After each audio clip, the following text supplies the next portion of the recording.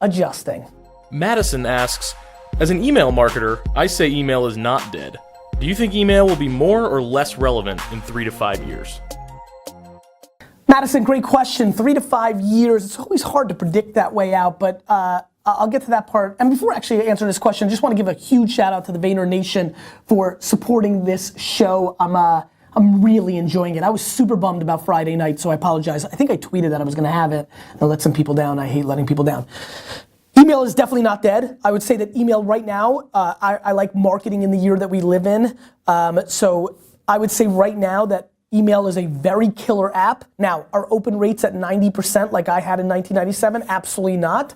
But is it an own channel that you control and don't have to be at the mercy of all these other platforms that you can market to your people? For sure. I think we can't be naive to the fact that Google made changes with Gmail about a year ago, it feels like now, or within the year, where we went to a promotions tab. I see Stunwin shaking his head. Steve, were you affected by the promotions tab? Were you part of any email lists that you noticed went there? Oh yeah, absolutely. Now here's the punchline question. Show me. Punchline question. Here's the punchline question. Do you feel that some of those that got switched to the promotion tabs, you've actually fallen off because they don't go to your native in-feed and you either unsubscribed or you just don't pay attention to anymore? Totally gone. Yep, probably 5 or 6 email lists. That's my concern. So what's happening is, do I think email will matter 3 to 5 years? For sure. I think it's in play, it's a channel, it's not going anywhere. Do I think it's dead? Absolutely not. Do I think it'll be more or less valuable as a marketing engine? I will go with less valuable in 3 to 5 years. It will still be very valuable because it's one of the best channels, but it will be less valuable. That whole marketers ruin everything line that I use a lot, that's what this is all about. Platforms come along, they have value, and then we market against them, and then consumers kind of push off. It's cops and robbers, it's cat and mouse, over and over and over again, and we're living in a process now that we're into the second decade of email being ruined by marketers. Troy asks, I work in 2 different spaces.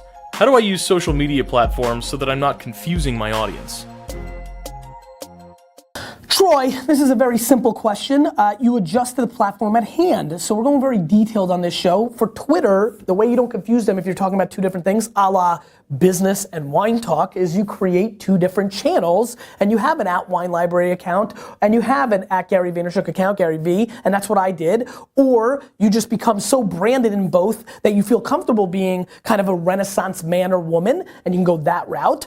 But you have to react to the platform. So on Twitter, you just create 2 different accounts and you promote through them.